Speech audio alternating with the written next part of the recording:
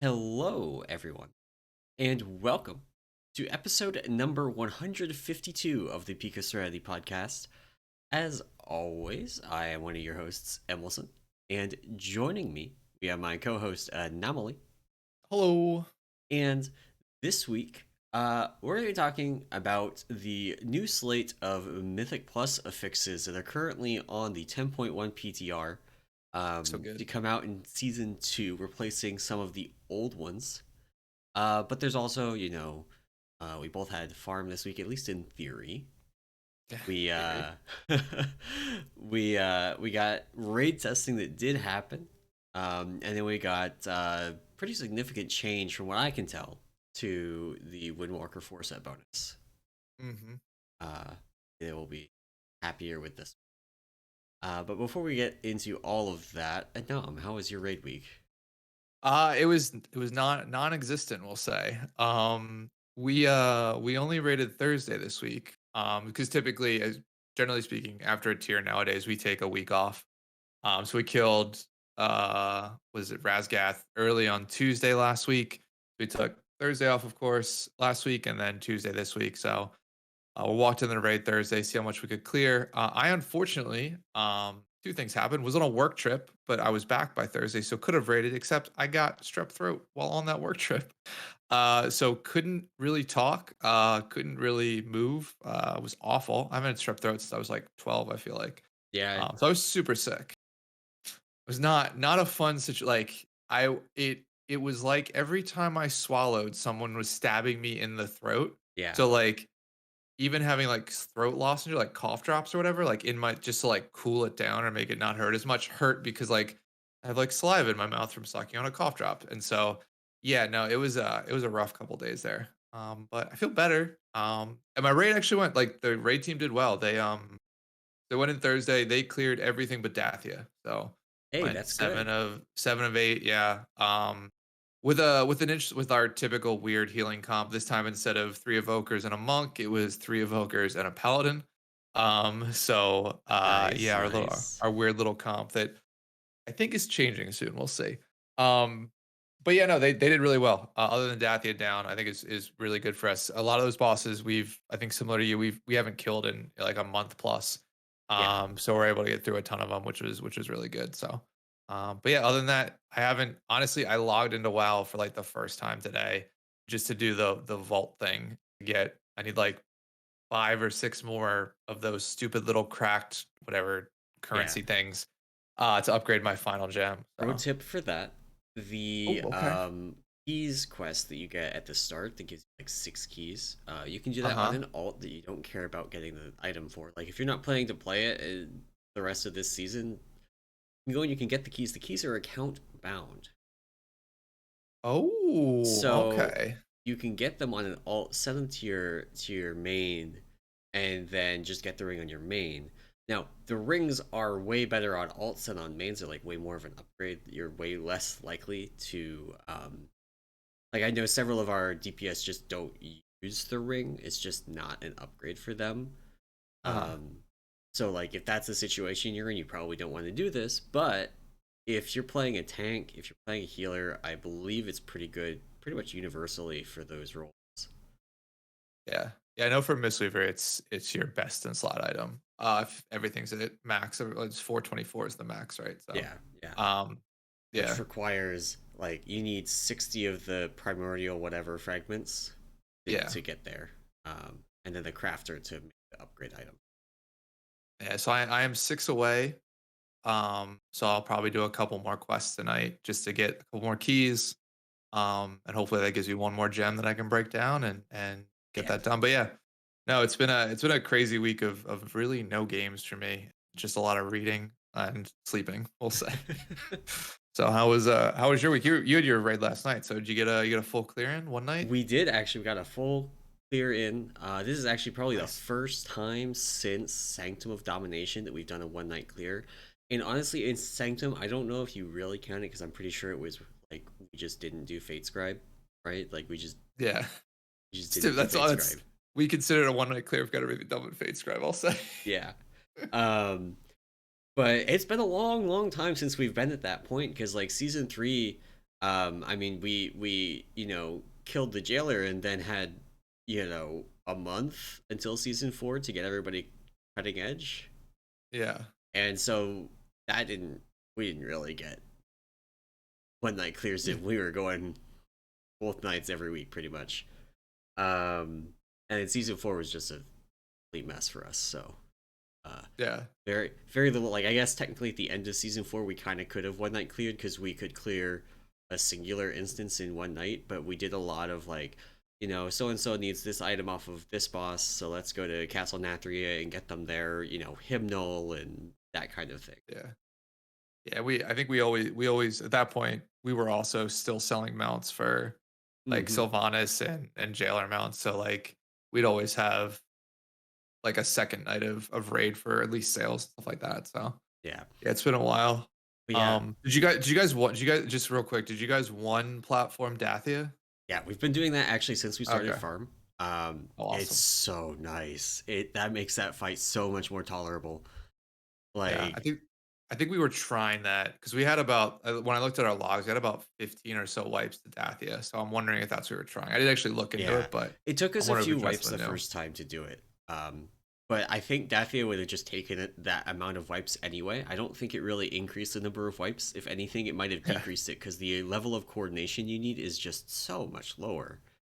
Really, yeah, there's like two things that you need. You need to get your um, first volatile infuser spawned at the right time. So that part is still, a little bit involved with like intentionally spreading marks and all that stuff.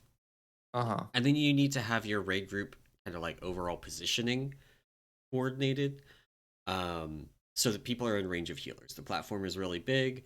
If you have everybody spread around it, the healers are not going to be in range to actually heal people, which is important at the end of the fight when you're taking like 300% increase. right, right, right. Um, so those are like the two big things, and then you can just like have a group of 5 that's just like all of the best people for the platforms. Instead of trying to split them up between two platform teams, you just send them all to a single platform and they just destroy it. Yeah, yeah, yeah, and come back. That's funny. That's awesome. That Um, is awesome. but uh we not only one night cleared this week, we cleared in just under 2.5 hours. Oh uh wow, you were done early. we crushed it. It was really really nice. We two-shot Razageth. Actually, we switched to the no hold strat on Razageth. We had a change in our healing comp, Uh, and we two-shot it, which was totally unexpected. We went in, we were planning to try this no hold strat, but it was uh, kind of YOLO. Like that's the whole idea. Kind of is you do this no hold strat. Nobody holds cooldowns basically ever. You don't stop damage. You just go go go the whole time. And we were right. expecting it to like wipe us, and we'd have to go back, and then we would have more data, and we'd come in this coming week and know exactly what we needed to do in order to do the no hold strat. Anyway, we just killed the boss, That's um, awesome. which was a That good is awesome. feeling. So we actually had, I think, more wipes on Dathia than every other boss combined, and we only had like 4 or 5 wipes on Dathia. That's yeah, that's crazy. Yeah, it's I mean that's very similar to our first or our clear last week was like I think we had two or one Razgath wipe and maybe like two wipes over the course of like the rest of the raid. So it seems like it's a good farm raid in terms of like consistency. Like we sort of outgear it now. It's Yeah, not like Sanctum uh or what was the last one? Sepulcher where yeah. it was like a little rough. So there's an interesting thing here. This is not like on our topic list for today, but maybe we're at the point in the raid where it's worth talking about. Yep. Um, the gear scaling. So like Okay. Aeronog drops eye level for 15 gear, right? Uh-huh. Um, Yeah. Sounds yeah, about right. Around yeah, there. 415, 418, something like that. yeah. Yeah. And then I think it's like the next tier drops 418, and then there's some 421, and there's 424 off of Razageth Okay. and Diurna. Um, and just like so we got to Razageth, right? And we're like eye level 416, eye level 417, that area. We killed it. We were like eye level 418 and change, maybe eye level 419. Um, and then we went back to bosses that we had done previously, and we're like 3 or 4 eye levels higher. Like we killed Kurog the first time, and we were not even eye level 415 as a raid group. Yeah. But now we go into it, and we're eye level 420, and that actually does make a pretty significant difference. Oh, yeah. Versus something like Yes. Sepulcher, where in order to kill the jailer, you basically needed to be gear capped. Exactly. Um, Yeah. And we talked about this, I think, at the jailer too, which was like at the time when like Echo and Limit were killing it, right? Or Liquid. yeah, They were basically max geared, which like we would eventually got there too. So like unless we're playing like those guilds, like the fights needed to be nerfed. So yeah, this is yeah, I would agree. Like the scaling here is much more like I feel like tradition, like not traditional, but like older raid tiers would have been where like the nerf to the raid is essentially you getting more powerful. It's not yeah. like they're nerfing I mean, fights. I It's think it kind of is traditional. If you look at like World War, right? Um, yeah. Well, the so I was just meant like I don't want to say traditional. Like this happened yeah, years yeah, ago. yeah, Like yeah. I feel like this, other than last expansion, I feel like it's been pretty consistent. That like you will. I mean, BFA kind of had this same problem. Um, Okay. it was like the intention was supposed to be right that your Azerite like scaled up over the course of the tier, Right. but for a lot of people, they just front loaded all the Azerite grinding, Yeah. so it didn't. It's true. It kind of technically did in some ways, but in practice, not really. And then in Legion, Legion was more successful with the like borrowed power scaling up over time because they just had the like infinite node at the end that gave you versatility, and that just like that just Eventually made you powerful. Yeah. eventually like was actually a nerf to the raid. But in Legion, it was again, it wasn't the gear, it was the borrowed power system. And then in like Shadowlands, I feel like they forgot that detail. Actually, now like in hindsight, I didn't identify this really playing Shadowlands, other than the fact it definitely felt like you needed like to be gear capped to finish the raid on Mythic. Yeah. At least in Sepulcher, which is I mean, it was harder, it was higher tuned than the others, but even Sylvanas gave you a huge benefit for having max rank, domination shards, and all that stuff. Right. Um, and it just like we did the bosses the first time with all the gear, and then when we went back on farm, it was just like the same difficulty as doing it the first time. Yeah. You don't get that fun. We didn't get that thing where like I think on Kurog we killed Kurog randomly last week. After we killed Razgath for the first time, and I think we had Kurog after the second phase, like in that second intermission at like 18% or something ridiculous, like Yeah, 17%. So it was like literally just serve like half the raid survive this intermission and we kill the boss regardless. And yeah, like and those are like at least for me, like that's the fun part of farm, which is like where you're like skipping either like just whole like parts of a fight or like you look at the boss's health and it's at like tens of percentage points lower than when you did this like the first yeah. time. So yeah. So yeah, I mean that's all. I guess I know that people like I talked about this with people in raid, and they're like, I like the basically they were like, I don't like Mythic Plus gear being so powerful compared to raid, like the 421 from the vault, um, being just like better than most of the raid gear, uh, Yeah. is maybe a little bit of a feels bad, but at the same time, like I really like the overall gear scaling and the impact that that's had on raid. And I mean, there's like fight design things too, right? There's not no push timer nonsense really that goes on. They actually went out of their way to like fix the one that there was on Sinarth. There's technically the Exactly. Kurog one, but it's very early in the fight and very easy to like the way. Well, very easy. It's a little bit technical to manipulate the way you want, but you get it, and then you never change it. You just do that every time, and then the fight's consistent. So it's lacking the kind of like Stone Legion Generals or Kel'Thuzad, or Remnant of Ner'zhul or Liavim, all Yeah, these different fights exactly. that you can list that have the push timer nonsense. Right. Um, which does make it easier to reclear because that means that you don't have to have like the precise damage numbers and then stop damage for the right timer and all that nonsense. We can just blast, which is fun. Yeah, exactly. Exactly. So yeah, no, yeah, it's definitely interesting. But yeah, no, it's hopefully gonna be a good set of farm for like at least the next couple weeks. I don't know how long it's actually gonna be because with raid testing already out and things occurring like We'll you talk expect. about raid testing. Yeah. Yeah, we'll expect some things to happen here in a bit, but no, yeah, it's not been a bad raid so far. So um, well, cool. Maybe we'll get into a couple of things from last week that sort of occurred, and then we'll jump into our main topic, which is, of course, the Mythic Plus, new thingies, new affixes. God, I can't speak today. I can't talk. Ugh. All right. Well, the first up is, of course, it is April 1st, which means there was a bunch of, I'll say stupid. I'm not a huge fan of April Fool's stuff. There's a bunch of April Fool's things. I don't care about that. We're talking about the new tavern stuff. So Trading the new post. trading post, new trading post item. So I think this will be a good thing. We started, anytime we hit one of those monthly crossover episodes, we can talk a little bit about this because there's transmogs here. I'm not a huge fan of transmog, but I'm a huge fan of like cool, no, two things: cool mounts and cool new like models and things like that. So the which is weird, I know. Anyway, so the first thing is there is, of course, the bonus reward for this month for completing your traveler's log are the blades of a loon, which actually look super cool.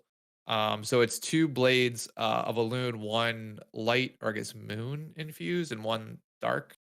I don't know, It's like the light like side of the moon and the dark side of the moon. yeah. So the each side of the moon power. They're I guess they're considered daggers or are they swords? I They don't this they're one-handed. They're one-handed. Oh, sorry, one-handed sword transmogs. Sorry, I Yeah. didn't read. So one-handed swords you can transmog. They actually look really, really cool. The light one has sort of like a light glow with like a leafy area to it and like a little circle at the hilt, like a little orb floating in the hilt, which is really cool. And the dark one, sort of very similar, a little bit more of a dark tendril brownish glow to it with a little green orb in the hilt. I think these look really cool. I will probably actually complete my traveler's journal this month, and How do you our not? travels like I was like Genuine 50 points question. off.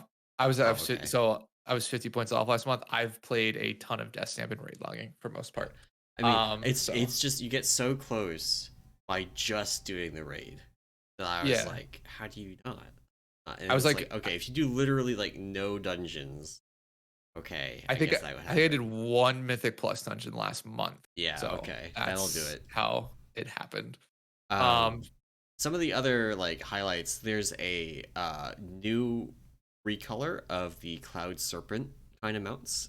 It does not, to my knowledge, require the Cloud Serpent training that you get from the rep Ooh, grind. I I don't believe. I think you're right. I I think did you are not right. buy it because I like it's magenta. It's a magenta Cloud Serpent. It's very purple. And honestly, I don't have any characters I would use it on, so I didn't buy it. It's it's a mount, so I bought it. Um, 100% bought it.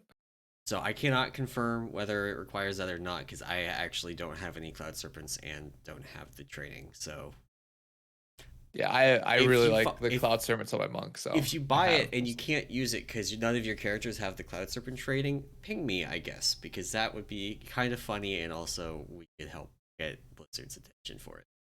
It Yeah. does happen. Um, there's a number of other like weapon transmogs that I think are pretty neat. They actually did not include all of them. There's like a Wowhead post that summarizes some of the new neat ones. There's a two-handed axe. I'm pulling this up on stream. If you were just looking at this, you might assume that it were a staff transmog because it looks like a little bit like a Scarlet Crusade kind of styled staff. But Mhm. at the head of the staff, it's just got blades. It's got axe blades, and it's got the like pattern, you know, engraved on the side of the axe blade. Looks kind of neat. This is one that I grabbed, so this is gonna I'm gonna have to do some trans out of this one because it's very unique. Yeah. There's a if you have a hunter alt, there is a new quiver transmog, which actually is very noteworthy because it allows you to have a quiver without using the artifact bow transmog. So you can use non-artifact bow transmogs with a quiver. They also have one for guns that's got like a mission pouch, which is like if that's your thing, I guess congrats. Yeah. Um, and then That's they have a cool. couple of Librams, and let me see. I mean, the best thing that they have, though, oh, I see. If you want to show off some of the Librams, I wasn't gonna show off the Libra. I was gonna show off the fist weapon. oh, that's an interesting one. That's a little much, I'd say. Yeah, If you're talking about the Fist of Polar Fury, yeah, the, the ice bear that like yeah. It's basically like, takes up your entire arm. It's not really a fist weapon. It's like an yeah. arm weapon. Um, yeah, Uh, that one is a bit much. And then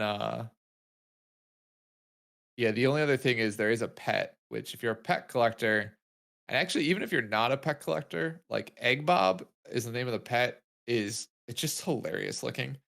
It's like a little bird that's still stuck in its shell. That's just it's like little like its legs are popping out the side, and then it's like head's popping out. It's got big old bug eyes, yeah, um, big beak. It just yeah. Egg Bob seems like if you just want like a kind of like a funny looking pet, like beauties on the inside type of pet.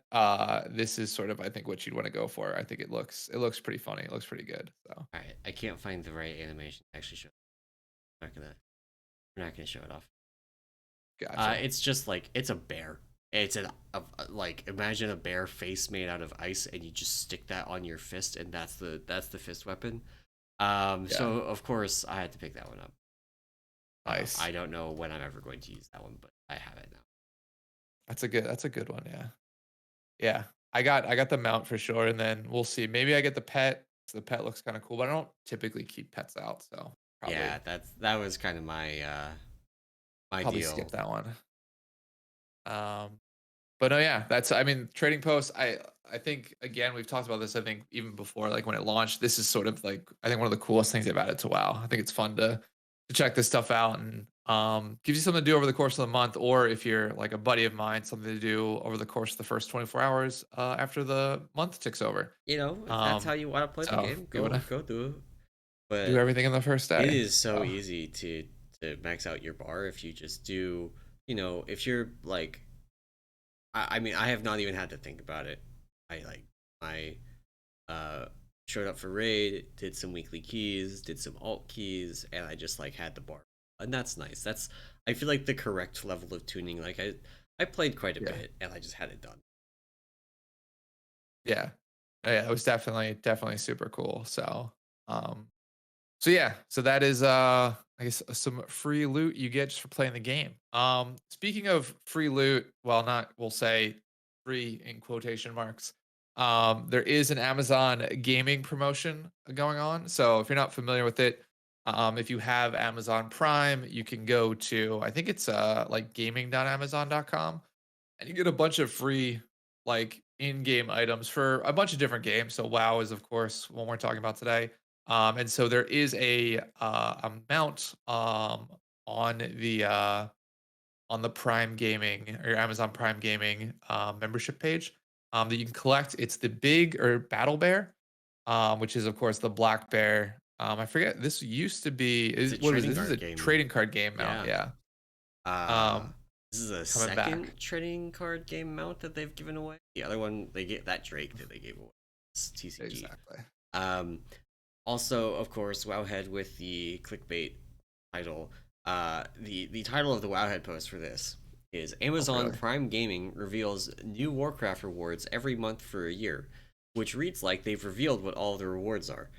And then you read the post and it says they have not revealed any of the rewards except for the big battle bear for the first month. It's like, Just so all other right, than it seems like there will be a new reward every month for the next year. So just be sure to check in, I guess is the idea. But yeah, yeah, for now we just know about the big battle bear. yep. Um which is still cool. It's a cool old bear model. So if you like just collecting mounts like I do, you will have gotten this one. And So if you want to put together like a classic era transmog in retail that has combined 12 polygons, you might want a mount like this because that's about the number it's got. yeah, there's a lot of flat edges, we'll say, in this one. For sure. So yes, that's on the loot side. So if you have Prime subscription with Amazon, you could of course get this stuff for free. Well, quote unquote free. As long as you connect your account and claim it. Um, So cool. So I guess moving into a couple of other big things that have come out over the past week, a little bit of speculation, we'll say, in this next one, which is there have been hints of a third evoker specialization. Special, or basically a bunch of different hints have come out from data mining or just reviewing the 10.1 PTR, from either data mining or just actually going through a lot of the quests that there is a potentially a third evoker spec coming.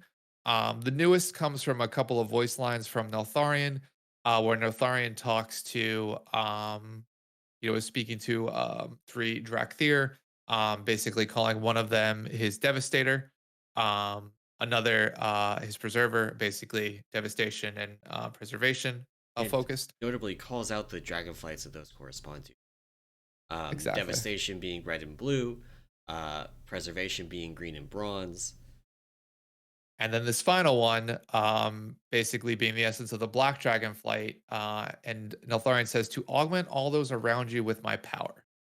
So basically hinting at potentially a third spec that will function much like you would expect maybe a bard-like class in other MMOs or other sort of RPG games, where like you just sort of are slinging buffs to everyone around you, which would be a um, very interesting class in World of Warcraft.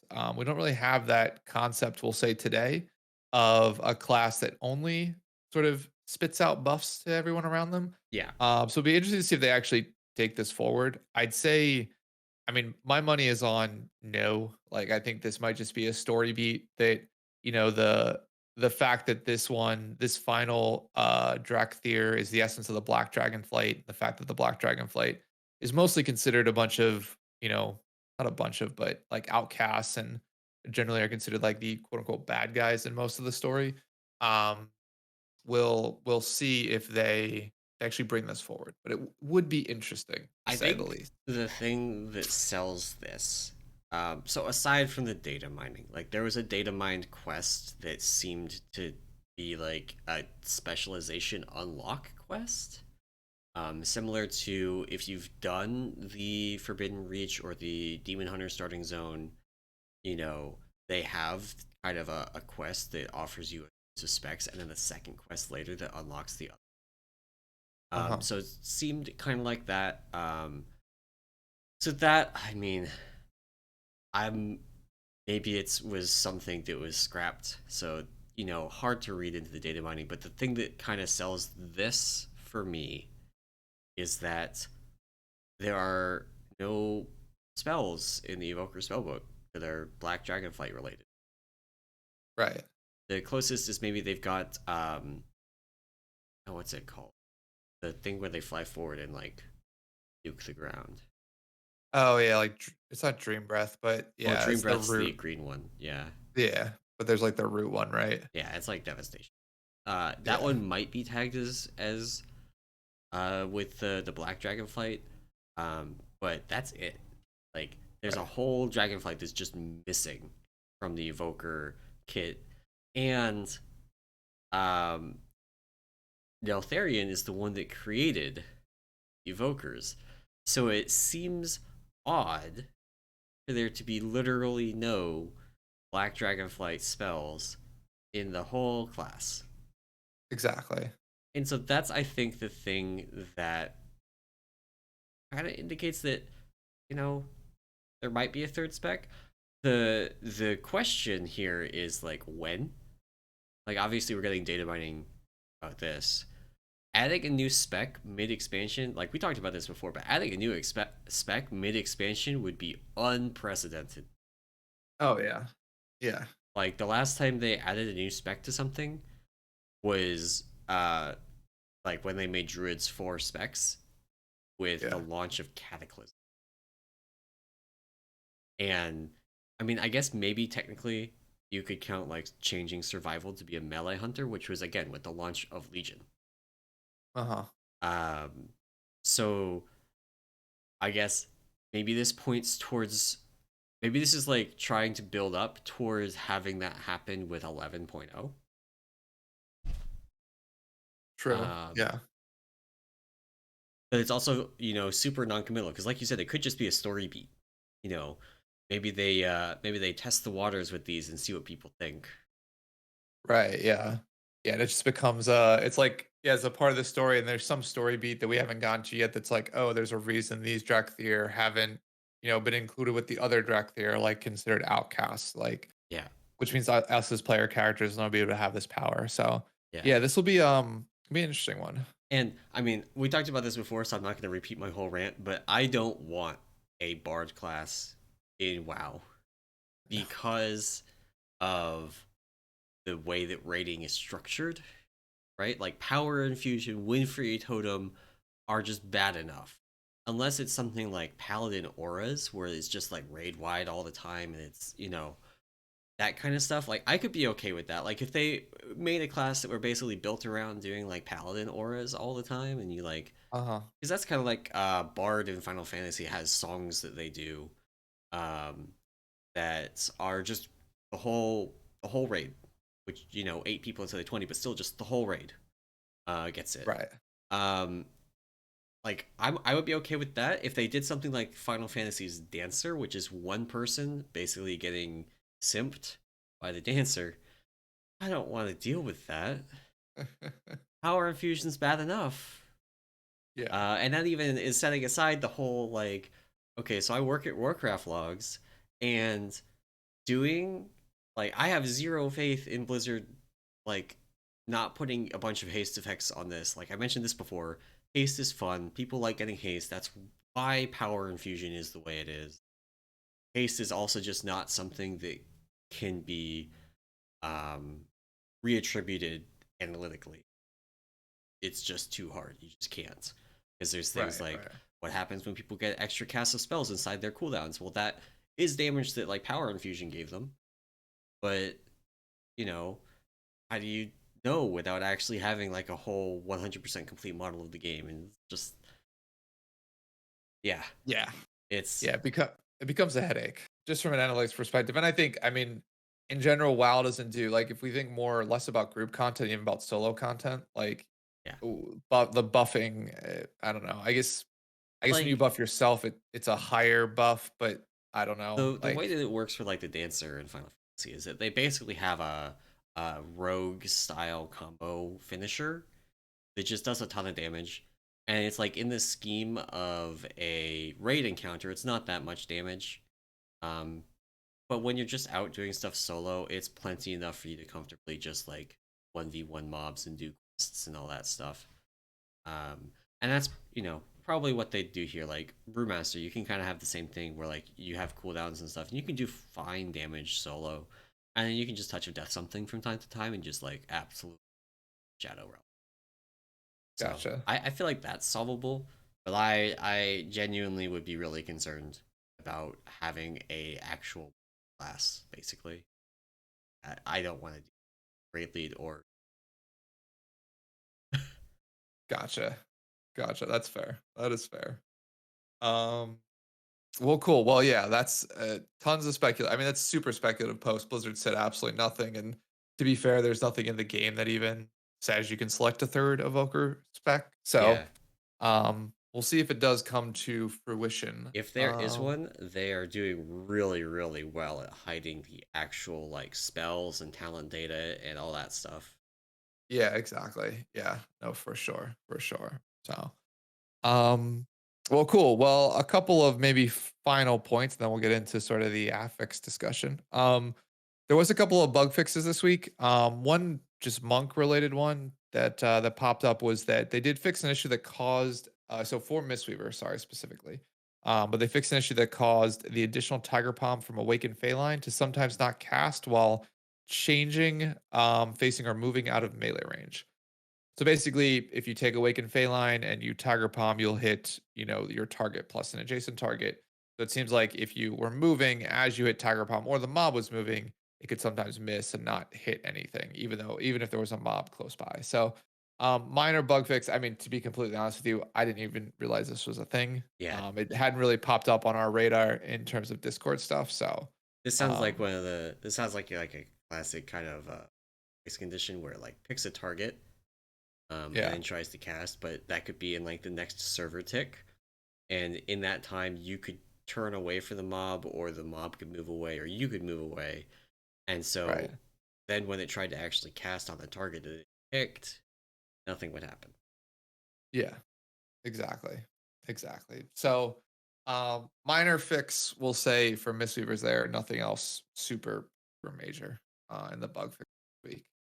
Um, and then I guess a couple of final, maybe a data mined 10.1 things. There is going to be another full Drake or Dragon customization. So there will be an Elementium, or I guess it's for the Highland Drake, an Elementium Drake full customization, similar to the Razgath one, which makes your dragon riding mount look like the first boss of the new Aberrus raid. So it's a purpley red, purpley, like I guess orangey, yellowy dragon with armor all over it. Actually looks kind of cool. I will probably use this if I ever pick it up, but it's a cool, another one of those like uh full customizations basically. Takes over the entire customization of your Drake. So um but yeah, Yeah. I mean, it looks cool new cool. drop there. Um, I don't I don't know if I would use this one in particular, but it does look cool. This is kind of like, It's a new mount. yeah, I mean, it's like this is like a reskin of a mount basically, but it's so much, I don't know, it feels better to just have it as an option of an existing mount than it does to have it be a separate mount. And this is, That's I true. hope that they carry, aside from the whole like dragon riding like mechanics and stuff like that. I actually really like this approach to handling mounts. And we had some of this back in BFA with the Mechagon cat that you could like do colors for. And so it was handled similarly. You didn't, I don't think you got like 8 separate mounts. I think you got one mount, and you could go to Mechagon and pick what color you want to show as. Yeah. And so like having to go to Mechagon specifically, maybe not ideal, but like this kind of like being able to collect recolors and reskins and stuff for your, something that is cool. And it would be cool to see carried forward for other mounts as well. Although that it's probably even harder than making them capable of dragon raiding. Yeah. Exactly. Exactly. So yeah, so new full Drake skin. We don't know where it drops just yet. Probably maybe the last boss. Maybe this is the new mythic quote unquote mount.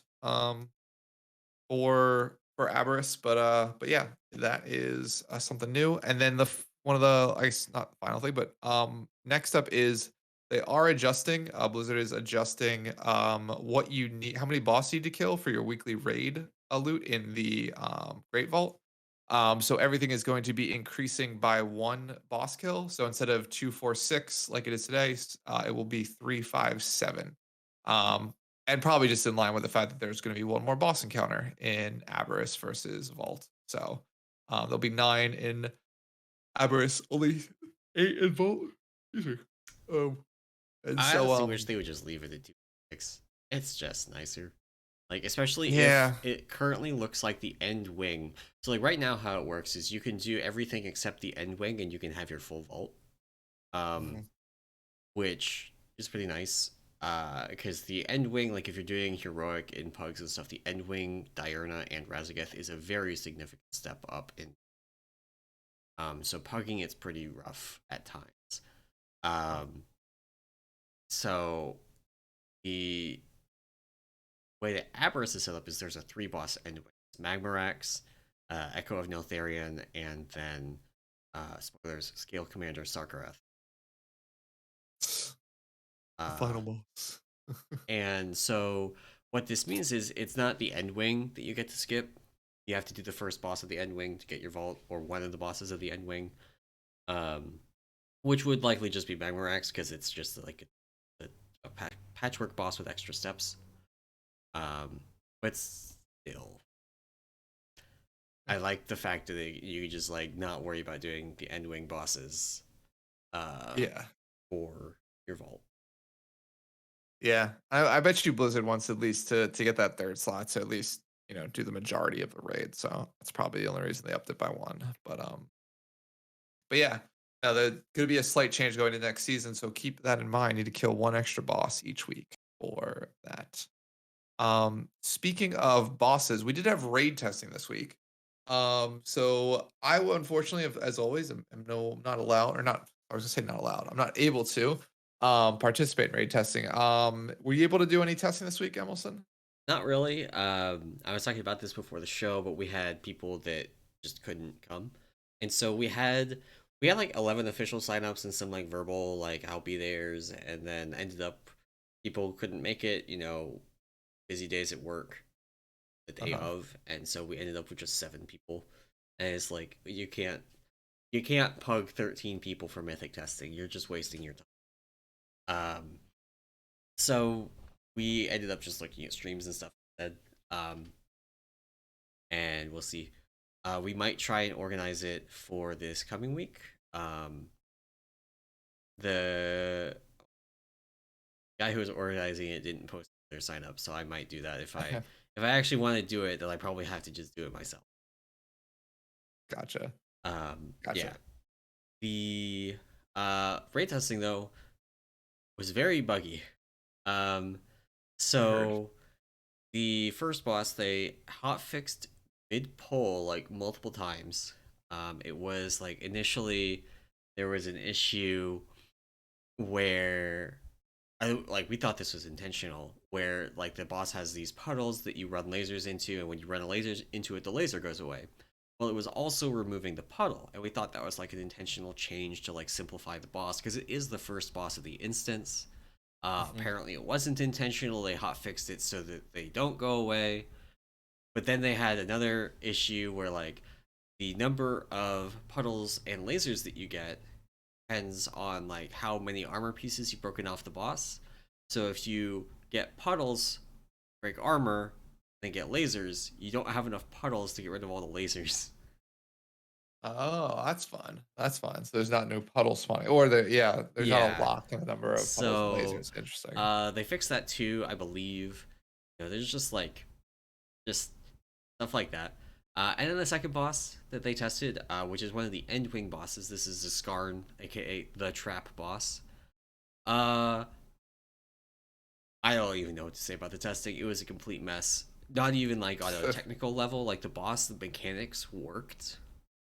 It still has really, really, really bad animations for the dragon statues. Which there's these dragon statues. They do like a frontal that you have to not be in because it does literally 1,000,000 damage.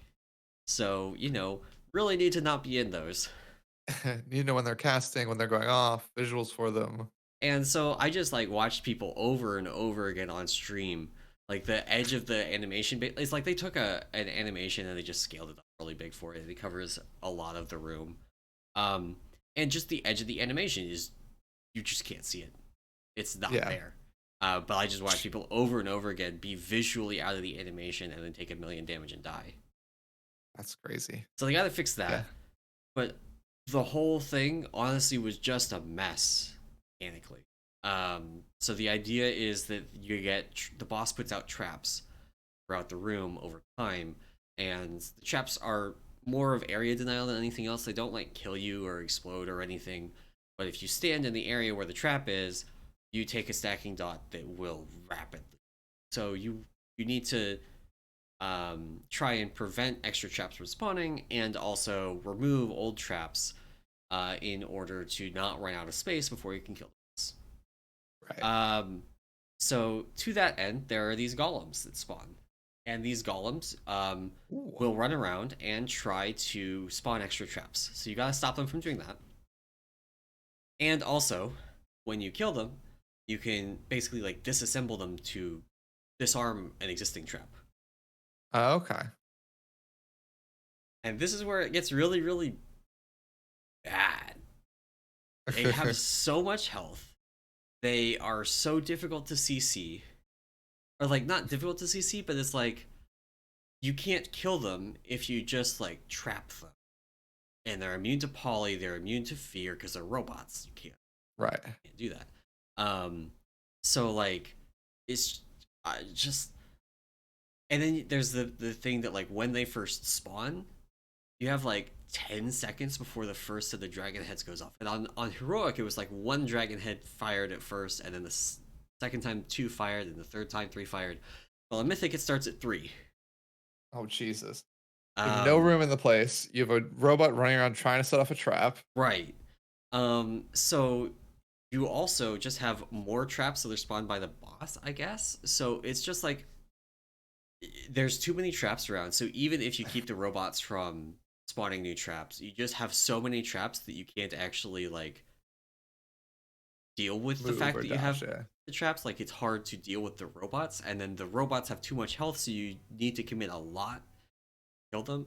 And like legitimately, I don't know. Like there's some major work on that boss. Like I think is needed in order to make the fight flow in a reasonable way. Uh-huh. Like all the mechanics like have clear connections. Like it's all area denial, and like you want to control the like which dragon statues fire depends on where the boss is. So you can that you can go where the boss puts the traps because they always spawn near her, plus one random one that spawns. I think it's near a player, but I didn't test it, so I can't be sure.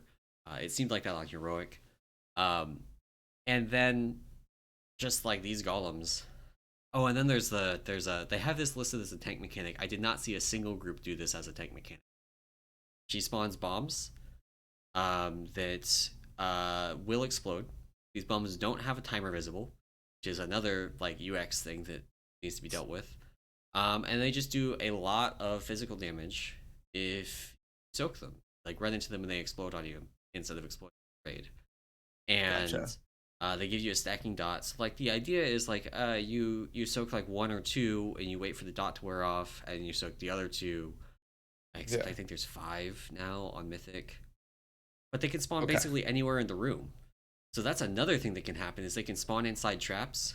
They can spawn Okay. in the area where the dragon statues are firing. Like, so sometimes you just kind of can't do Sounds them as a tank, especially if you're looking at something like a Blood Decay doing it. Blood Decay would be really rough for this because not only can you not efficiently get between one bomb and the next, yeah. you also can't Death Strike because you're not near anything. Yeah, So that's just oh, sorry. what people were doing is having a hunter turtle and break all the traps because the turtle makes you also immune to the dragon statues. It does not prevent you from taking damage from the traps, but it does prevent you taking damage from the bombs. So you can take a couple of ticks of the trap to just break a bomb. Gotcha. So nobody was doing this with actually like nobody was having tanks do this. Everybody was having immunes do this. Or like the people I saw trying to have tanks do it were like the tanks were dying. Just not. It's listed as a tank mechanic in the dungeon journal now. It wasn't originally. It is now. That is not a tank Is it mechanic. not that's the like way to current. get it, yeah. Not with the current fight design. That is not a tank mechanic. Especially just like I, if they have it tuned where the damage is relevant to the other tanks, Uh-huh. Blood DK can't do it. Gotcha. Yeah, that's what I mean. I heard not I heard on a very similar feedback of like either like through Twitter or just like speaking to people on Discord is that like that fight, second fight seemed to be like just mechanic vomit again, where it was like you had like tons of mechanics, overlapping mechanics that sort of made it difficult to deal with like one or the other separately. And Yeah, I mean, I like. So what I would call mechanic vomit is something like um the council boss, the Pantheon boss Pantheon, yeah. in Sepulcher, where it's literally just like 6 7 mechanics being thrown at you that have no interactions. Yeah.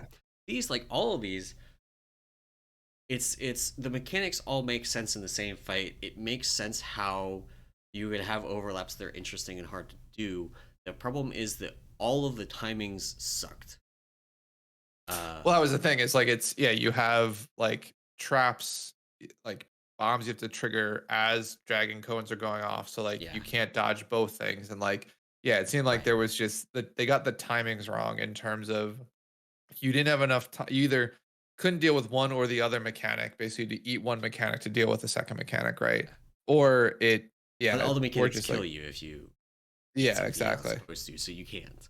Right. Yeah, so that was sorry, that's when I said mechanic vomit, that was Yeah. sort of what I meant, was like they Yeah. just it seemed like the timings were off, not that the fight was generally the mechanics were bad. It seemed like everything generally worked on that fight too. It just Yeah.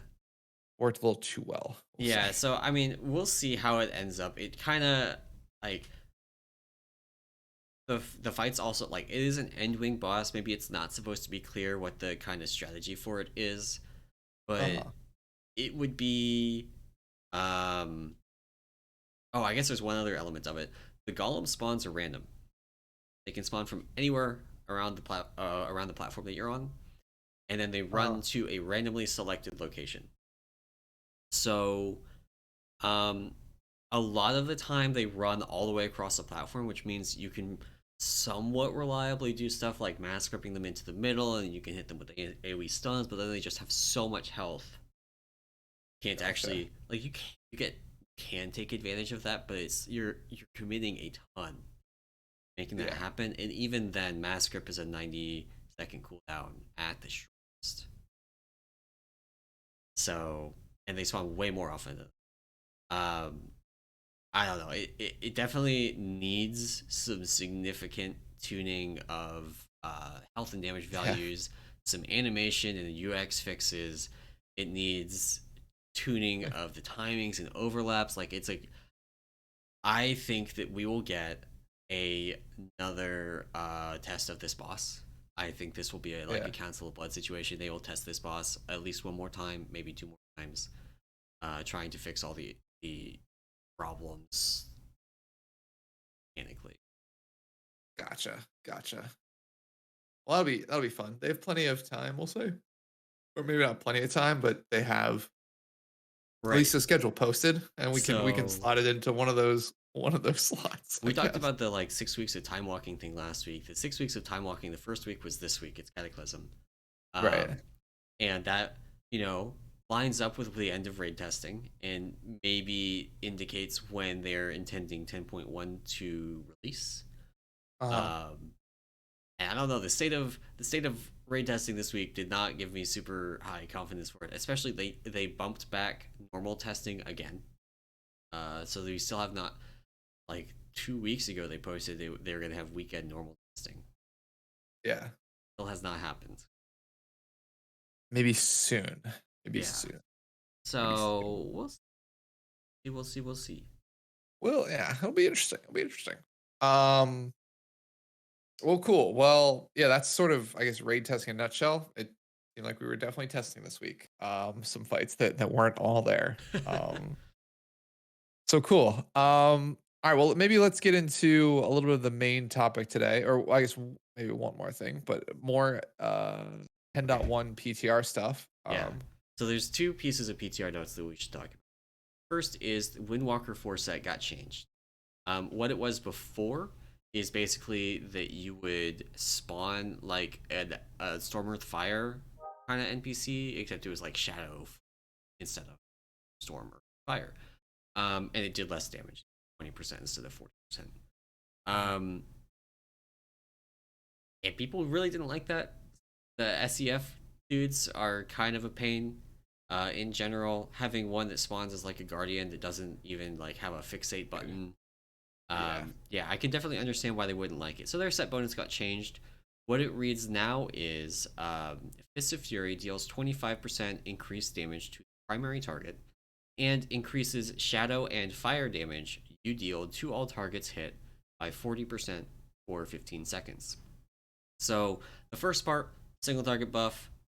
Windwalker's always asking for single target buffs. Yep. So great. The second piece interacts with the current two-piece bonus, which gives you a Shadow Flame Explosion when you Rising Sun kick, Uh-huh. and also interacts with some other things like Flaring Cowl, which does fire damage, and the Aeronog Ring, as well as the Onyx Amulet. So I don't know that any of those see serious play in 10.1 after you get geared, but I could Right. see the Aeronog ring being worn for Yes. quite an extended period of time. Sticking around for a little bit. Yeah, for sure. Yeah, it's good that Blizzard, I mean, sort of not just tweaking numbers on sets, but also like wholesale changing a bunch of them, right? Because I don't think Windwalker was the only one that got their four piece or sort of their four piece totally reworked. So, Yeah. um, The no, other yeah, no, oh, sorry.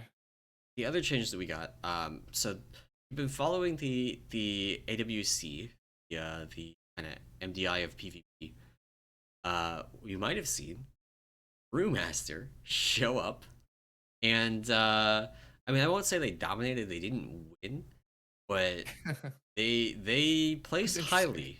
They were like second or third overall, Right. or something ridiculous like that. I didn't actually watch it. Sorry, not my thing. But the Brewmaster thing was very much built around Breath of Fire, and specifically there is the Incendiary Breath talent, which has been a long time. Like if you played Brewmaster and you've played it with War Mode on, you've used this talent. It makes your Breath of Fire hit twice as hard and disorient every target hit.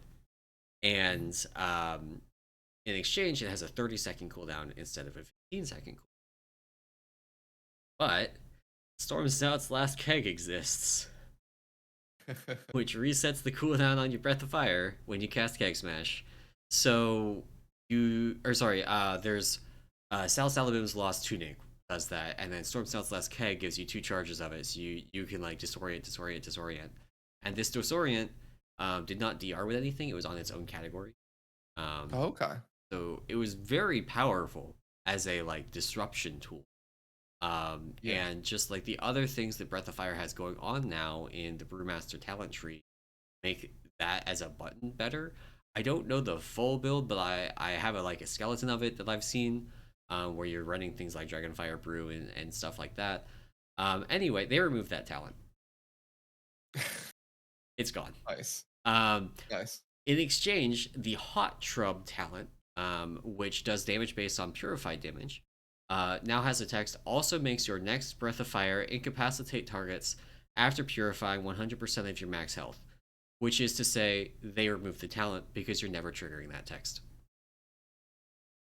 Fair enough. Basically, so there is a PvP talent that lets you stagger and purify damage that is dealt to nearby friendly allies. And so like you can do some stuff there, but purifying 100% of your health is hard. That means you need to not just take 200% of your health and damage. You need to like stagger 200% of your health. So you're in PvP, you're talking about staggering 1,000,000 damage Right. And like a and short then amount of time. Yeah. purifying, half of it. Um, and so at the point that you've managed to stagger 1,000,000 damage, which again, current stagger values are 65 to 70%. I don't know exactly where it falls in PvP, but in like a normal raid of the high geared master will have a 70-ish% stagger value. So you're really looking at taking, you know, 1.5 million damage before you get a single incapacitate. Right. And at that point, DPS probably use all their cooldowns. So like the incapacitate's almost worthless, right? I mean, Right. it's So probably like, still useful, but like not as useful would have been like 10 seconds ago when the DPS was yeah, triggering all their like cooldowns the on me. whole reason that the Brewmaster was useful is that they could preemptively, like they could set up cooldowns, like set up CCs. Right. Your Brewmaster could roll over to their healer, hit them with Breath of Fire, and they're disoriented. And the Brewmaster still has other CCs like Paralysis and Leg Sweep that they can use to keep control of the fight. Uh-huh. So it was very much like a CC oriented thing. It's not really like a damage thing. This hot shrub change, like, not only like you don't get that disorient right off the bat, you have to purify, a ton of damage before that, and you can't chain it, which is another major portion of it. So you can't chain CC somebody. So like before, you could Breath of Fire somebody, they're disoriented. Maybe they trinket it so they can get an important heal off. You can kick smash Breath of Fire again, Uh-huh. and kind of negate that. And so like it was really good. It was really stupid. I'm not surprised they broke it, but like they honestly should have just removed the talent and not changed Hot Shrub because you're never ever ever ever ever getting that value off of Hot Shrub. That's funny. That's funny. Gosh. Yeah.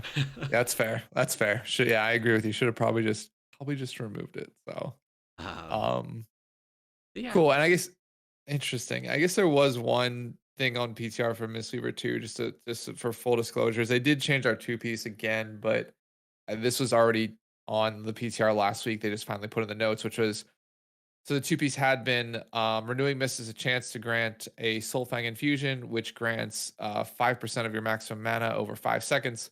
They've now changed that to 3% of your maximum mana over 3 seconds. So still the same amount Yeah, of mana but over or less less time. time. Yeah. Yeah. So I'm wondering why they're doing that. It didn't. I haven't checked the data mining. I don't think they've changed the proc rate. It should still sit at 4% per renewing Mystic, but um, yeah, still a same set bonus, just less mana for less time.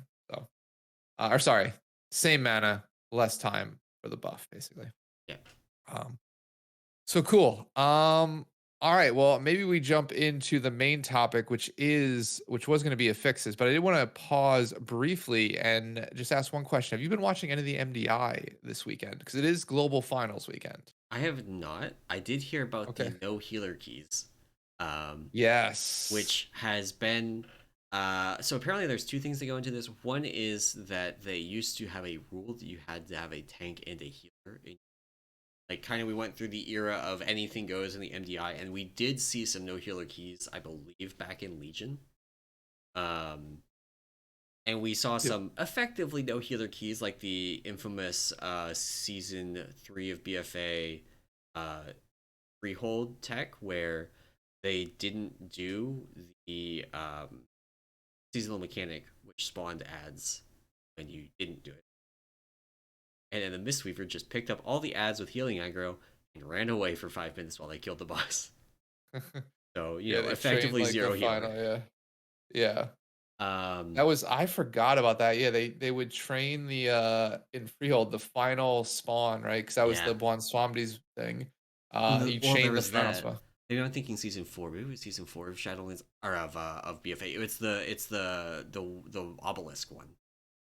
The ads, Oh, right. and they would Yeah, spawn yeah, those yeah. ads on the boss, and so the Mistweaver just grabbed them and ran. Yeah, kept healing aggro on them, yeah. Yeah, so yeah, we did see a zero healer key. They did not win. They lost that key by a pretty substantial amount of time. Oh, Um really?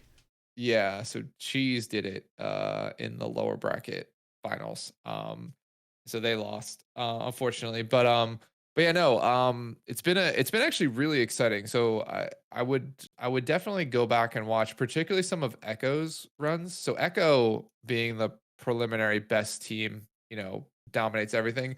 They actually have every one of their matches through the finals. They've won all three of their upper bracket And it's been all matches, like but 2-1. it's all 2-1s. And so and they've been making some mistakes that other teams have put on some like really, really crazy good runs against them. So it's a lot closer this time. I mean, Echo is in the grand finals now. I think they just beat Mandatory a couple minutes ago as we're recording this. But yeah, I would say go back, check it out. MDI finals have been really exciting. So yeah, I just wanted to quickly pop in and say that before we talk about the affixes. Yeah, so in season 2 of Dragonflight, there's two major changes to this. One is new dungeon pool. We've talked about the new dungeons that are coming in. Yep. Not going to belabor that. There's also no seasonal affix, but they are replacing some of the affixes in the Keystone level 7 kind of affix bucket. So for those that aren't familiar with how the affix system works, at level 1 you've got a bucket with two affixes: fortified and tyrannical alternates. Level 4 you've got a different bucket of affixes that includes things like, I believe, sanguine. Yep. And then Grateful. Yep. at the level 7 one, you've got a different set of affixes in that bucket, like quaking, grievous, and volcanic.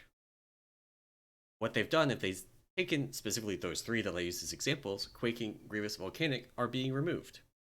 Goodbye, Grievous. In their place, we have three new affixes: entangling, afflicted, and incorporeal.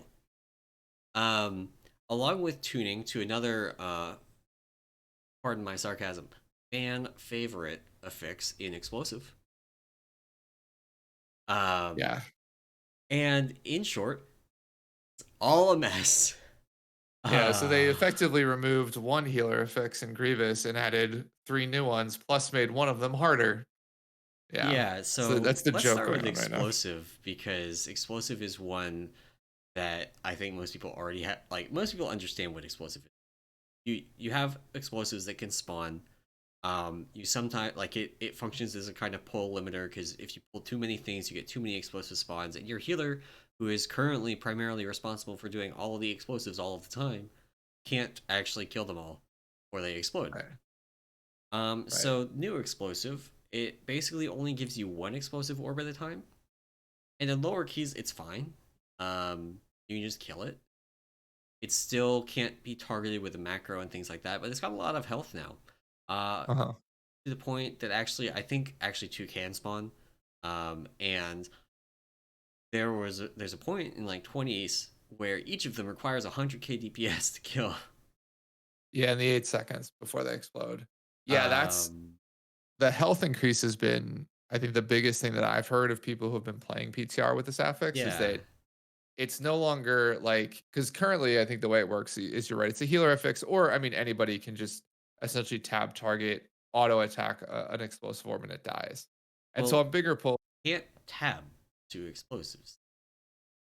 Can well, you? you sorry, Like that's the like you have to actually specifically target them. But it's also so that's easier. Like okay, a good thing reducing the number of explosives reduces the amount of issues that you run into with nameplates and making it hard. Like uh-huh. that's good.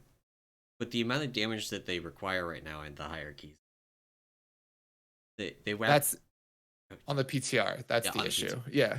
Yeah. Yeah. So basically it wrapped all the way around. So like right now it's a healer affix because they have so little health that the healer can just like one shot all of them. Just have your healer one shot all of them because they're not going to do relevant damage to the mobs really. And they can generally do enough healing while doing the explosives that it's okay. Right. Um, so they tried to make it a DPS affix by making it so that you actually have to do relevant damage to the explosives to kill them. It means that your healer can't just solo it. You gotta have like your group has to participate. But they actually gave them so much health that it looped back around to being a healer affix, except now instead of your healer killing them, you just let them go off. And your healer heals it. Yeah, I don't think that's going to be a viable strategy. I mean, people were doing it For, in PTR keys is is the yeah, no, thing, and I don't think it's gonna stay that way. But like, it does show that there's a very delicate balance between it being a DPS affix that you have to have your DPS put damage into, and having it be a healer affix where you just ignore it and heal through the damage. right, exactly. I mean, I talked to a couple people, and I think the other problem is if you are trying to like basically play the mechanic and delete the orbs when you need to, they did have enough health that like it made killing the actual pack that you pulled that much harder because Yeah, you'd have to come off for 6 or 7 seconds to do enough damage to kill it, then get back on the mobs. By the time you're ready to get back on the mobs, there's another explosive that is right, spawned, right? right. And the other thing is a part of this is like explosives are essentially immune to most or all AoE Yeah. damage, right? Or generally, we'll say generally You all. can I don't think cleave it's everything. off of them. So like if you use it, generally speaking, there's Yeah, exceptions to this, but like generally speaking, you can use an ability like a keg smash, um, to do damage to the explosive, and it'll hit things that are near it. There are exceptions to that, like Fists of Fury. Basically, doesn't work at all on explosives. Last I checked. And right now, you wouldn't want to use it on explosives because they have so little health. If you need to kill an yeah, explosive and you're playing Windwalker, use Tiger Palm. yeah, exactly. Yeah, so I mean, I think a couple things. I think things have to change if they keep like if they're going to keep the health this high, they need to then allow explosives to be hit by AOE abilities because Yeah, I don't think, regardless of if you're, I mean, if I think there will be eventually be a key level where you have to play the mechanic. I think in pug keys or most keys you're going to play the mechanic, right? Anyway, yeah, not yeah, I think PTR is going to be a lot of specific groups of players who work together so they can yeah. They're not not high play it DD and get around doers it. going in Yeah, there. The ones that can actually set up for taking like 100% of your health and damage over 3 seconds and just heal through it. exactly. Yeah, Exactly. So I think in that regard, having them be able to be hit by AoE abilities maybe lessens the issue with like switching to them. And like the fact they do have so much health, you can at least get the explosives down while also then getting the pack down at a reasonable clip. Because I think that's the for me, that's like, I'd be fine if they were high health and they required more focused DPS. I think that's a maybe a good Yeah, change to go for.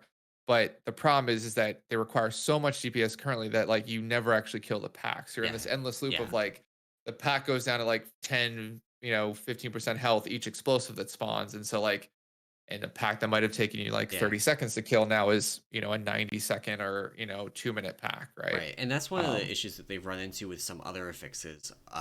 Like to call out the Bonsomdi affix that you mentioned that spawned a big wave of ads that mhm. you got to kill, and that's something that Pugs you just did. Like the ads aggroed onto you automatically, you just killed them.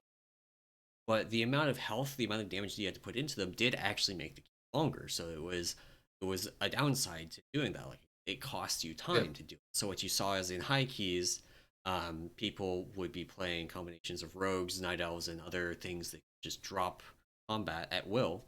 I mean, there's a cooldown, but you only had to do this 3 times a dungeon. Um, and what you would do is just drop combat and not do the affix at all because it costs time. And why would you like if you can just not spend 2 minutes doing this AoE fiesta? Why would you? So Exactly. that same thing happened with the season 4 BFA affix with the obelisks. You only did them in higher keys if the skip that it gave you was valuable.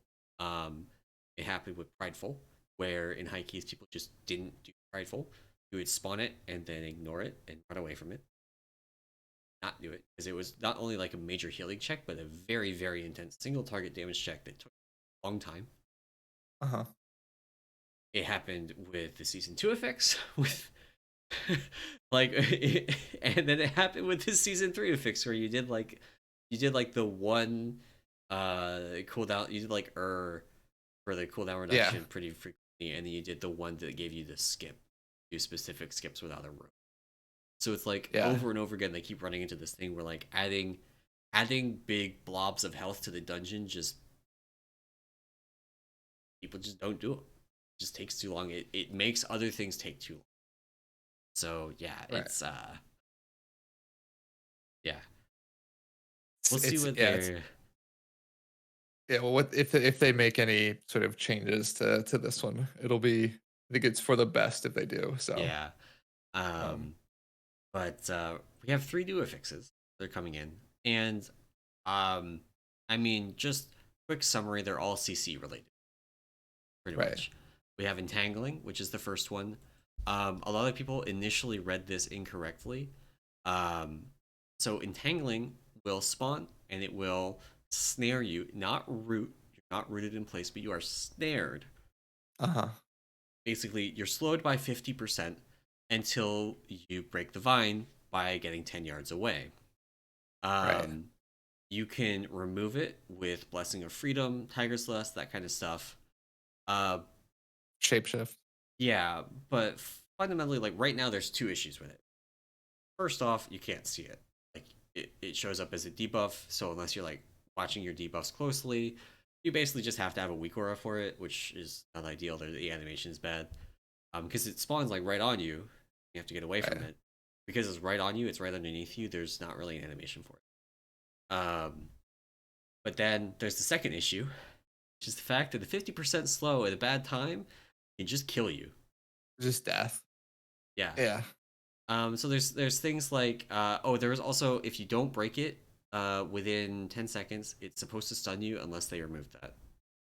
Uh, I didn't see if they removed that or not. I think that's still in the it's game. still in the tooltip, so I'm assuming that they haven't removed it. So if you don't break it after 8 seconds, it stuns you for 3. Which Yeah. just like I'm gonna use examples from current dungeons because they're most they're easiest to analogies to. But like if you think about something um, like Wise Mari, and you get slowed by Yeah. 50% while you're running from water beam, or while you're trying to cross in between sections and before the pop up happens, that can very Splash. Yeah. easily kill you. You've got stuff um, like on the second boss of Nokud, running out of the fear. It's a big fear. You got to get out of it. But Mm-hmm. you know, if you're trying to be efficient with your positioning as a melee, you probably know how long you can wait before moving out of it. You don't have to move out of it instantly for other classes. Um, but then if you get snared while you actually are running out of it, now you no longer have enough time. You get feared, you get stunned, do nothing for like 10 seconds and probably die. Right. Um, then there's things like the tree boss in Algathar Academy currently, where when you get the Germinate, you're doing a circle around the boss. That circle's not 10 yards wide. So what happens with the current strat of it, where you build a circle of them around, is if you get entangling, for one thing, you might get hit by previous circles and get killed. So that's a Right. problem. Be able to get out. Um, but you also are going to be spending, 5 or 6 of your 8 seconds that you have to break the snare, um, doing your circle, and then unless you have a freedom effect or a really good movement effect like a blink or a roll, you're not going to be able to break the root and you're going to get stunned. So this is, I mean, and also just like thinking back to when we had corruption. The random slow on corruption was the most lethal corruption. It was subtle, so people didn't always recognize that it was, but it was absolutely the most lethal corruption, unless you were going up to like the 100 corruption tier, like taking the die Yeah. and all. And it was just not fun to play with. Like just randomly getting slowed is not fun. It's frustrating. So I like there is basically zero good redeeming qualities of this effects. Just like nothing redeeming about this. Yeah. Having it doesn't say, hey, you get a nice perk for playing a class like a paladin that has blessing of freedom, or bringing a class like a paladin that has a blessing of freedom. It says if you're a priest, you don't play this week, which is also like there. It does highlight the differences in mobility. Like all these things, you might be like, okay, I play a monk, I just hit roll, it'll be fun. Right. And like a lot of the time, you're right. Even if you aren't hanging on to Tiger's Lust, usually you just have a charge of roll, so you can roll and you'll be. Break it. Yeah. Priests can't do that. So Yeah. They'll need a feather or something. They'll need some sort of help or even an external movement CD. yeah, so it's Um, really. I honestly like. I don't want them to spend time tuning this. I want them to remove it. and put Grievous back. I mean, not Grievous. I'll take Volcanic though. Yeah. Like Yeah. I mean, this is I would take Grievous over Entangling. I've healed Grievous. It's not fun. I like Grievous is just the purest healer mechanic. It's so much harder to heal yeah. than other things, especially in pugs. It's like ultra punishing in pugs, but then not as bad when you're in an organized group that like avoids mechanics. Yeah. Um, but still, like I Yeah. will I mean, I take get. Grievous over this. Yeah, I guess and so from my point of view, I mean it is a slow, it is a random slow. I'm hoping the only thing that potentially makes this better is they treat it like the quaking mechanic where you have a timer, right? So But that like just at certain points when it's going to come, but then you can set up for it and play around it, right? So the idea is like the random nature of it is the problem. yeah And so, but if you can play around the slow, it's something you have to deal with in the dungeon, right? It's a similar to like quaking when that would go off at times when like you're all about to jump on a mount that takes you to the same spot, right. right? You need to make sure you don't all do that or you basically kill each other. So I think But two things. So first off, they consistently went back every time that like getting on a flight path or a map kill you with quaking. They went back and they fixed it so quaking didn't damage, okay, which fair pretty enough. much removed that issue. Um, and then the second thing is, in order to do that kind of planning around it, you had to have a timer weak aura, which is just mandatory weak aura. And like Right. any of these, if you have to have a weak aura to play the mechanic, it's a failure of a mechanic, and they shouldn't do it. Like I I no holds barred. If you have to have a weak aura to play the mechanic, it should not be a Mythic Plus. Not necessarily saying that like I mean I generally would probably say that any mechanic that requires a weak aura needs to be changed, but anything that requires like a weak aura as a Mythic Plus affix as an added mechanic overlaid onto the dungeon just shouldn't exist. yeah, but then the random slow doesn't matter that much, right? I mean Like the idea is it like does though. It's you gonna just kill you just people. play around it. Well, then you have to play around it, right? So But like you like have to how do you play understand that around there it? you move early out of But things, you right? don't Like know it's you coming. are move. well, then you continually move, right? Like that's the idea. Is like you have to, like if you are a class that's slow, like a priest, you understand that there is a boss about to do something that is an aerial denial in a certain area, so I should move away from that early, But a lot right? of those are already built so that you don't have much extra time. Like it's pretty common for the circles to be sized such that if you move immediately, you have 1 or 2 seconds extra. Like you don't have to move instantly. You have 1 or 2 seconds to realize it's happening and move out of it. With a 50% slow, you don't have any extra. Right. So you should be moving before the mechanic starts. But that's just even further beyond like needing a week or a timer for the mechanic. That's now you must have You have to accurate plan boss for it. timers. You must have accurate boss timers. Uh, I mean, yeah, like you should have an awareness of when a boss is going to do something if you want But to move like, out of it, okay, there's right? a difference between like I know that this mechanic is going to be happen soon because I've done the boss before. Like if you've done the last boss of Ruby Life Pools, you kind of or the second boss of Ruby Life Pools is a great example. Most people who've done that boss a couple times can like kind of remember the order in their heads of like, okay, you get you add, then you get a boulder, then you get the tank mechanic, then the add explodes, then you get a boulder, then you get an add, and you're but you don't have like precise timers for that. And there's also things like Right, but the you'll know like there's a boulder about to spawn because he just did the big AoE circle. So I right. need to be ready for the boulder.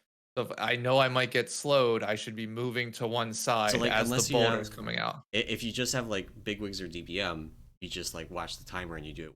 Timer's coming up. Yeah, but But even if you if you don't don't, have that, are you just going to spend 5 extra seconds moving? Because you yeah, know the boulder's soon, so you're just not going to cast anything for 5 seconds. yeah, Like then you you don't don't complete the die. key. Like But then then you you don't can't complete the die. key then if I you're would doing that. disagree.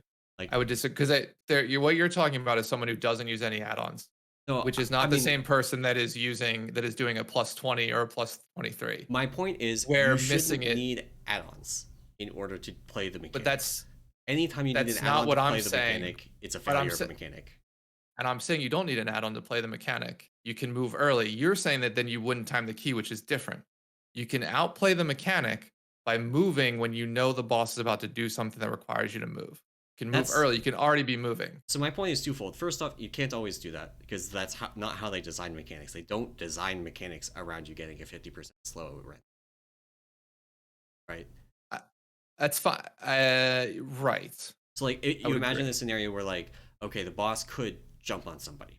That's a pretty common mechanic. I don't think there's any current Yeah. dungeons that do this, but like a boss or an ad is going Persian to or jump on you. the wolf in whatever does it in Halls of Valor. Oh, that would be fun. You're kiting the wolf and you get the slow and the wolf just reaches you and fucking murders you. Further away. Yeah, don't be a That's what, priest. I mean, this is but all all just like don't be a priest. but all I'm saying is like your point of like I don't you don't a bad mechanic is one that doesn't need it or that needs an add-on. And all I'm saying is if you're not going to use add-ons, then you need to basically play more conservatively. I mean, you need to be I'm further saying that from like the things way or that they moving design from things. mechanics, you just can't play more conservatively on every mechanic. The way that they design encounters, you just don't have time to do that because they're designed around like the hypothetical boss is going to jump on you. It's going to have a circle AOE centered on you. Okay, Yeah. you can't pre-move out of that. The circle is centered on you. But you can be moving. So there's a difference between standing still, the boss jumps on But if you, you have and you but move. if you get that the boss jumps on you, 50% slow happens exact same time. You're just dead.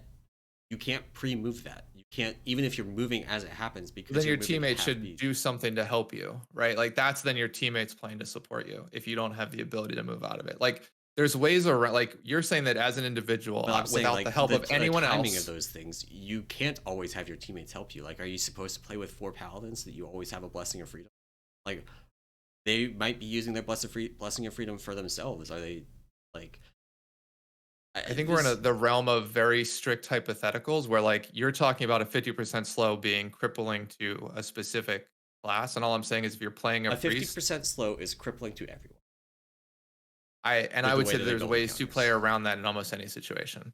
Like I Whether it's your own ability to so like roll or cast. backing up a bit, whether you can play it or not, I mean, I don't think it's realistic to play on every encounter in Advance. Maybe they specifically picked encounters that you can play it on for this season, but we're gonna have future seasons where you can't. regardless of that, it's not fun. It's the opposite of fun. I would say that all affixes are not fun though. There are some that I think are fun or can be fun. This is not one of them. Like, at least, like, okay, volcanic is a very easy affix, but you know, I would not call it like anti-fun. Like, it's something like it's not challenging, but it does keep you on your toes and keeps you moving and force you to like look at your feet instead of your action bars and that kind of thing, even in lower keys. Except when you're pulling a bunch of murlocs in whatever that dungeon and they're pulled in the range and now there are volcanics in melee because the ones that are in range are spawning in melee. Yeah. And you can't see Yeah. your feet. Yeah. That's unfun because then you get popped up and maybe it's the mob that spawns the big water circle that Right. one shots you, then spawns right into it and you're dead. Yeah. Like, so I think but like in that's my also only, like that's way more of a like just play around it by not pulling 800 murlocs, right? and then you don't time the key. Yeah, but that's way easier to do than saying on every boss you must be able to handle a 50% slow happening at any time. I don't think every boss though has a mechanic that requires you to move out of it immediately. So Right. like almost every, like, you think about Croth, like the fire puddles on Croth just kill you. 50% slow happens and you were finishing a cast because you knew you could get out of it. You got 0.2 seconds left on your cast. You finish your cast, 50% slow hit, bam, you're dead. Because you like, so now you can just never finish a cast unless you have a weak aura timer tells you when it's going to happen. So now you just have to have a weak aura. It's a mandatory weak But aura does that fire spawn, does that kill you on lower keys? Because like, yeah. Yeah, it does. Oh, does it? Okay. Yeah. I mean, I haven't done it so on like it has a +5 stun or attached something. to it as well. So it's around the 15 level, it starts being a one shot. Like, it's around 300k damage. But so that's my issue with this is it like the idea of not needing add-ons is one thing, but then expecting players to not use that who are doing like even 15s on a weekly base, like that's sort of my issue with it is like, at least with your position, is that like you're saying you should need a weak core to play around a mechanic. However, almost everyone will do this who is pushing any sort of like, we'll say like difficult So content, it's right? Like at a +10, they shouldn't this be is adding affixes that have a level of complexity or punishment as affixes, like as a mythic plus affix that is now on all the time in every key. well, it's 7 or above. Seven or above, but like in if you're in a key and it's entangling weak, it shouldn't be something like, the fact that it requires a weak aura means one of two things: either it's too punishing, so you have to have a weak aura to make sure that you don't get punished, or it's too complex, so you need a weak aura to track it. And that's where Thundering came in, where like Thundering was both pretty punishing if you failed to clear it, so you needed a weak aura to help you find who cleared on before they improved the visual, or and it was also like too complex because it was like it was hard to figure out who had the thing that you had to clear on, which again was like a visuals thing. So they could add better visuals, but I actually think on a mechanical level, the 50% slow is just too punishing. Yeah, so I mean, I think the way that around this is like they either figure out a way to make entangling not trigger immediately around certain abilities that will kill you if you get it as the ability goes off, Right. right? Because that's basically what you're saying is that it's not the slow itself is not the issue. It's the slow plus an ability that will one shot you also going off that requires you Yeah. to move. I mean, even if it doesn't literally one shot you, there's a lot of things where like taking an extra 150k hit at something. Every time that happens, it puts you further and further behind, and then you die to just like unavoidable damage, like ticking damage, like on the third boss of Azure Vaults, where like if you take a couple of extra ticks of the frost puddles there, then you like just die if the boss targets you with the beam next. Right. Yeah. And Yeah, and I so think I mean, but that's to me like that's what these affixes are meant to be, to right? They're randomly not kill meant to you. be. Well, no, not to randomly kill you, but they're meant to be things that you solve with your group, right? Because like in general, like there are like if we haven't even talked about the other two, but like Yeah. afflicted or Yeah. incorporeal, So right? let's hit afflicted real quick. So afflicted spawns an ad that has 3 debuffs on it. It's got a curse, a poison, and a disease. And you have 10 seconds to either heal it to full, so it's a friendly NPC that you can heal, or remove curse, remove poison, or remove disease. Um, if you fail, then you get a haste debuff. So like a couple of things right off the bat here. First off, it's way less punishing. It's a haste debuff versus a 3-second stun. And honestly, like a haste debuff is less punishing than just the base thing that is necessary that Entangling gives you of a 50% slow. Like a 50% slow is significantly worse than a haste. Mm-hmm. It's easier to deal with. It's you need one remove curse, remove poison, or remove disease in your whole group. So that's way less of like a check than needing, that basically means you need a druid, mage, shaman, monk, priest, or like there's like it's basically have to build your entire group out of like warriors, rogues, and DKs in order to not be able to handle it via dispel. So there's that. And there's also just the ability to heal, which is like healing friendly NPCs sucks. So I don't think anybody wants that to be the case that you have to do a lot of the time, just because that's not fun. Yeah. So that's kind of my point. Is like Entangling just at a base level is so far out of line with the difficulty and of other mechanics.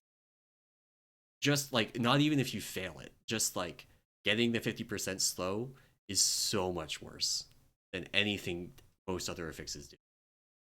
Yeah, except when the afflicted mobs spawn and your healer already has a dispel on cooldown. But right? then you can actually just not do it and you get a haste debuff. Like that's not good. It does make you do less damage and less healing. But it's everybody.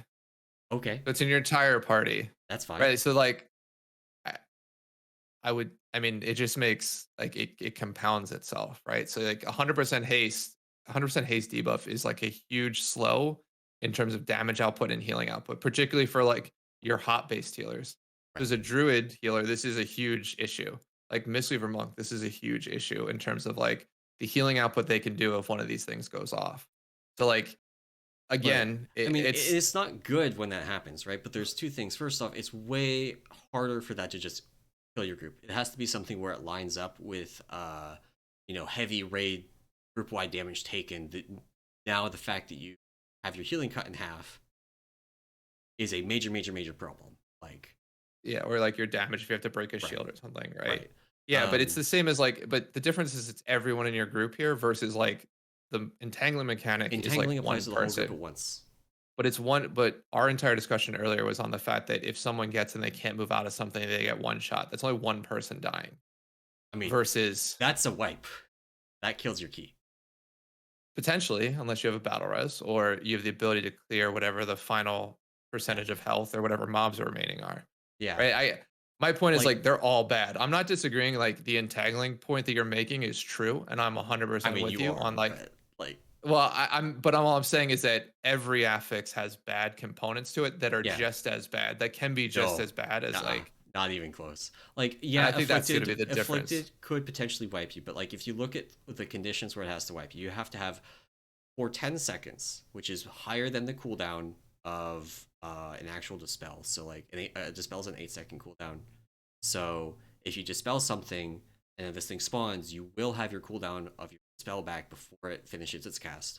The only way that you actually can't dispel it is if you have another dispel that you must do in the same Or time frame, multiple or spawn. multiple dispel. Yeah. Um, so okay, there's that. But then it also a bunch of DPS can actually do this dispel. So then it also is something where you don't have a DPS that can help with it. So that's a group comp thing that you play around. In the same way, like Entangling to some degree, you can bring Blessing of Freedom and Tiger's Lust, but that's much more narrow. Very few classes have, like, I think I actually just named all of that, like you can put out a friendly player to remove slow. I guess there's Master's Call from Hunters, but they don't really use pets. And then also, all of that aside, if you know you're not going to be able to dispel it, and you have to have the dispel for other things, you need to do, out of 15 right now, it is 124k healing, which can be done not just by the healer, but if like, you need it, you have a group member that can off heal. Like a Brewmaster can do a solid, 124k health in 10 seconds. No, I agree. I agree. These are all other party members helping out other party members to deal with a mechanic. Almost like you could also grip a person with entangling. You don't need With to a break priest, the root. If you every have a priest, yeah. yeah, right. But that's the same as like you need So a you can't you need a like. DPS class that can heal these things or Well, that can how many dispel these how many things. how many classes can grip people? One. It's pretty. All, but I How guess many Emerson, classes like can heal? my It's half my of them. my only point around this is that like all these affixes are bad. Like they're not good things. Oh And yeah, so I mean, like like the idea I of think like afflicted is actually pretty much fine. Afflicted seems fine. Entangling is probably the worst affix that they've had in the game since I what's the one okay. that from Legion where it gave you a heal absorb when you overhealed? That one was bad. Overflowing. Overflowing. That one was bad. I Like mean, that was the I would same say kind of like originally certain Quaking. classes just can't play. I Oh, think original original Quaking Quaking was kind of bad. was also But bad, original right? Quaking, what like original Quaking was like a little bit of the grievous like extra healing required, combined But with like positioning it would restrictions. and it overlap mechanics. Yeah, So like if you took a big piece of group wide damage yeah. right as Quaking went off, you To use Wise died. Mari as an example, right now, right, like if you get Quaking with Wise Mari while you're dodging the beam, that's a really difficult overlap. Yeah, but I just mean like if you're taking like if you take the howl on the dog boss in Right, halls plus Quaking hits at the same old Quaking hit at the same time, right. your Okay. group would die. Yeah, yeah, yeah, There's no outplaying that because yeah, you can't not soak and you can't spread. So yeah, even without the overlaps, you're dead. So I mean, I don't yeah, know. I we've spent a ton of time here and yeah. we're very much The over. the last affix, real quick, incorporeal. It Yep. summons a mob. Uh, that's it's got this weird everything type, so it's every kind of see, it's a beast, it's a humanoid, it's undead, it's dragonkin, all of it at the same time. Um, they will spam cast destabilize, which is 8 seconds. It's interruptible. If you kick it, it casts it again. Um, but they can be hard CC'd. Like you can use a hibernate on it because it's a beast, and you can use a turn evil on it, undead, all that stuff. So they just like last for 20 seconds and you have to CC them. And uh I mean this one kind of sucks too. It's not entangling tier. It's not I entangling think tier. I Just think not. okay. Okay. Um like destabilize gives you like a 50% negative damage modifier and negative healing. So that's like the same kind of punishment that you get from failing the um uh afflicted, except that there's like multiple of them that spawn, so you need extra hard CCs that you're not already using. Hard CCs like hibernate are easy to break with a damage. Even if you just like have a death and decay or consecration out and Yeah. you break your hard CC, that's not great. Um, so like technically you can play around this. It's way harder to play around than afflicted, way easier to play around than entangling, and not nearly as pushing as entangling. 3 second 3 second stun kills you. You're dead now. Okay. Yeah. We're never gonna see eye to eye on that affix. I think they're yeah. I mean this one is hopefully your group is taking their hard CCs too. So that's the Yeah. other thing we haven't really talked to. All of this is like everything we've talked about, like particularly with the whole DPS being able to support like dispelling and things like that, Yeah. requires them to take like detox as a Windwalker, right? Or Right. like take it as a Brewmaster, It's things like pretty that. free to do that for most people. And I even so even then, like the fallback of your DPS casts healing spells for 6 seconds. It's like there's no talent that you just have it. Yeah, agreed. So like I think in general, like again, like with this affix, like your team would need to basically have these hard CCs along with it. And yeah, or you just have to interrupt, every 8 seconds on whatever spawns, right? Because I think even if you do interrupt, the mob will recast almost immediately. Right. So yeah, no, this one it doesn't seem as bad. Just sort of our priority I had to take care of in terms of like again keeping CC'd or interrupting. Yeah. But I don't think you can kill them either. Like you can't just No, like no, kill them. they're alive for the 20 seconds. Yeah, Yeah. so you just have to keep them CC'd for that duration, which basically is like paralysis is extremely good for this. Paralysis works. I mean, Mm-hmm. like you can para this and um, you know, para's instant, good range, like yada yada yada. It's very nice for that. Mm-hmm. I don't know. My main concern like is just making sure that like abilities don't break your heart CCs. Yeah, Like it would exactly. actually kind of be, but like if you have a heart CC and you don't break it, it kind of just removes the mob. So maybe that's just what it should do. Like if you cast one of these hard CCs on it, it should just go away, like the sparks on Razagath.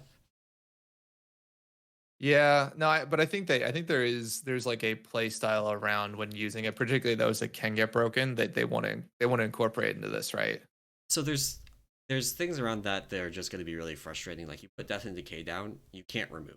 If an incorporeal spawns in it, you just have to keep kicking it until 12 seconds later you're Death and Decay. Yeah. Summoning another Death and Decay doesn't remove the old one, like Consecration. Consecration, if you summon a new Consecration, your old one. Mm-hmm. Yeah. And that's like, I mean, in the scheme of things, that's not that bad, but it would be frustrating. You could play around that by just not playing Blood DK. Any DK, no DKs allowed. Oh, any DK. Because they all use you Death and could. Decay because they added a bunch of modifiers to it. You get like 5% haste and 5% damage for standing in your DK. And Frost DK does like DK and two. That's fair. So yeah, just don't bring DK. So just bro, but again, in the scheme of things, that's joking. like way less bad than like what Entangling asks of you. Like it right now, Entangling happens very infrequently, which is like the one thing that like makes it less bad. But like frankly, it just, if they're gonna keep entangling it literally just can't happen in boss fights. If it doesn't happen in boss fights, like 90% of my complaints go away. It's still not fun. It's not fun. Does not add anything good to the game. But at least it's not gonna randomly wipe your group on a tyrannical boss. It's an affix. It's not supposed to add to the game. But I will relinquish. If they're not fun. I will relinquish the argument on entangling. All right, we are way over. Yes, we are. I know we both have stuff to do this afternoon, so we're going to wrap up the podcast here. I'm going to keep it real short. Thank you all for watching and or listening. I hope you enjoyed it, including our extended argument about entangling. And if you did enjoy it, you can support the show, support the work over at Peak of Serenity on our Patreon at patreon.com/Peak of Serenity. If you were watching yesterday, there was an April Fool's about Babs getting replaced. If you would like Babs to actually get replaced, you can go and say so in the Discord. I'm sure he would enjoy that. Make sure you do it in Mist Lounge. I hear they're into that. Yeah. But that's it for the show today. Thank you all for listening, and we will see you next week. Bye.